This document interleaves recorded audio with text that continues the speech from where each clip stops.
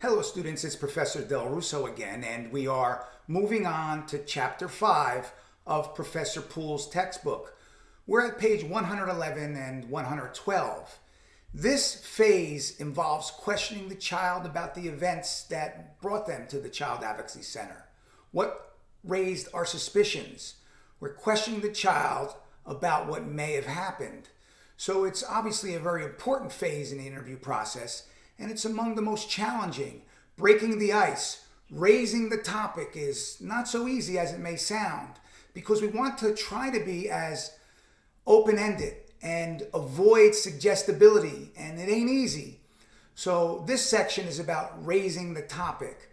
Now, Professor Poole suggests, and it's best practice, to do the following. First of all, if it's a case that involves something that happened very recently, which is rare in child maltreatment cases, but if it's a case where a child was present during domestic violence or some kind of assault among her parents or caregivers or someone in a household, and if your interview is shortly after that, then you can be pretty direct with the child. You could say, tell me everything that happened this morning. Tell me everything that happened this morning when the police came or just before the police came.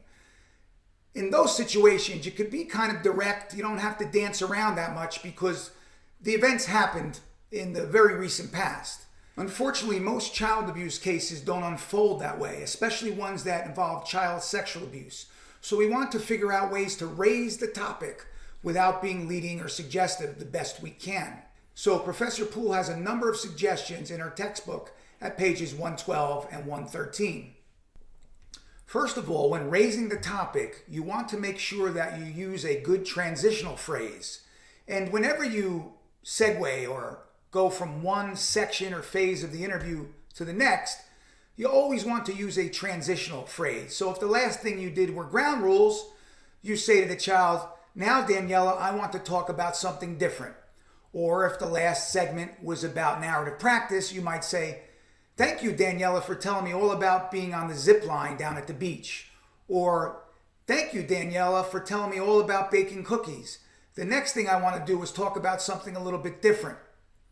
And then you move on to what the suggestive strategies are, which I'll talk about next.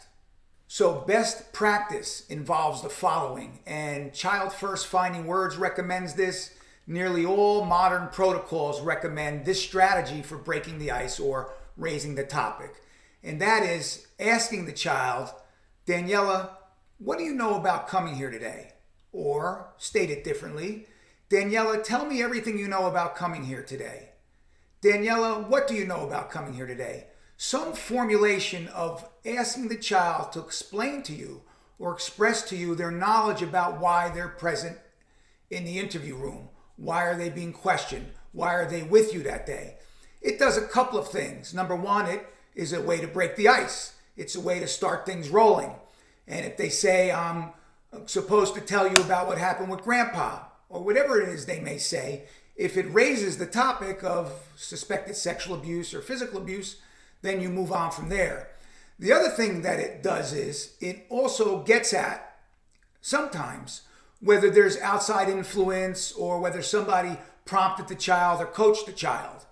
Now, it's not always that effective in uncovering coaching or things like that, but it certainly is a way to perhaps think about whether there's coaching. And if the child says something that suggests that there's coaching, you might want to follow up on that. Now, coaching, I think, is extremely rare, but it happens, and I wouldn't rule it out. And if she says, Mommy says I have to talk to you about what happened with Grandpa, you might say, tell me more about what Mommy told you. And some kids will say, she just told me to tell the truth or tell you everything that happened when Grandpa came in my room. And I would say, did Grandpa come in your room? Uh-huh. Tell me more about Grandpa coming in your room. And move on from there. So best practice requires that you simply ask the child in some formulation, what is it that you know about coming here today? And then move on from there. Now, if the child says, I don't know, or they're non-responsive in some way, then you might reference the event broadly. Don't get specific. You don't want to offer the child information about the actual act of the abuse or the persons involved. You want to approach it very broadly, and one way to do it is as follows. Introduce a detail that doesn't give away what happened to the child or the suspect or even the location of the event. You might say, Mom told me that you were with her at Kohl's department store yesterday and you began to be upset. Did that happen? Yes. Is there a reason you were upset and talked to Mom? Yes. Tell me more about what you were talking to Mom about and what made you upset. Another way to do that, which is quite similar, yesterday when Mom was at work, tell me about what happened in the house. Did something happen in the house that upset you or was different? Now, it may not have upset the child, so you have to be flexible on that issue. And hopefully when you were learning about the case in the pre-interview process, you would be able to formulate that question better. But in both situations and in both inquiries, I don't offer the suspect, I don't offer the event. I do relate back. I do relate back to something that we learned as we were preparing for the interview. Usually you're going to relate back to perhaps the fresh complaint. And what we mean by the fresh complaint is when the child told somebody, maybe she purportedly, or it's reported that she told her mother about this yesterday at the Kohl's store, or that she told someone that when Mom is working at the hospital during the day, things happen to her. Or yesterday when Mom was working at the hospital, something happened to her. So you want to create a little context for the child without giving away too much, to cue or prompt the child, point the child in the right direction so that they offer what may or may not have happened. All of these icebreakers are at pages 112 and 113 in Professor Poole's Chapter 5. So pay close attention to them, look at them, reflect upon them, think about them.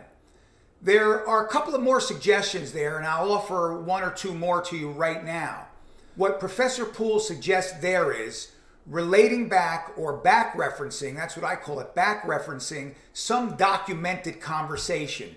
Perhaps the child spoke to the responding police officer, or maybe to a Division of Child Protection worker, or maybe they spoke to the doctor. So if you know that, and you would get that in the pre-interview intake process, you might want to relate that to the child in some way. You might say, Daniela, I heard that you went to see Dr. Sands yesterday. Is there a reason you went to see Dr. Sands? Tell me about that. Or, Daniela, your caseworker Mary came over to your house yesterday and you talked to her about some things. Tell me about what you talked to your caseworker about. And then you ask open-ended follow-up questions and the like.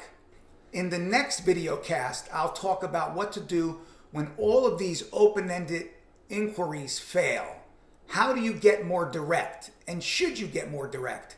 And if you do, does it compromise the case? And we'll talk about that in the next video cast.